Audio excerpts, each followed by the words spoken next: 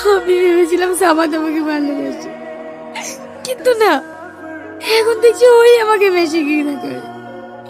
এখন আমার নিজের প্রতি নিজেই ঘৃণা হচ্ছে। তাহলে তোকে ভালোবাসে সে কে? আমি জানতে চাইনি সে কি।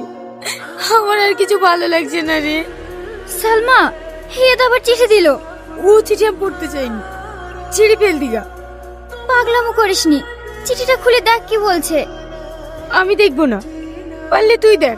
তুমি একটা বুদ্ধ, যারা তোমাকে খারাপ বলে তুমি নিজেও জানো না তুমি কতটা সুন্দর। তাই পরের কথায় কান না দিয়ে তুমি সামনে আগাও, তুমি অনেক বড় হবে। ইতি তোমার না দেখা ভালোবাসা। আমি আর সহ্য করতে পারছি নি। এখন আমি কি করবো তুই বল। তুই একটা কাজ কর, ওকে কোনো জায়গায় দেখা করার লেগে তুই একটা চিঠি লেখ। চিঠি তো লিখবো, কিন্তু ওকে দেবো কি করি?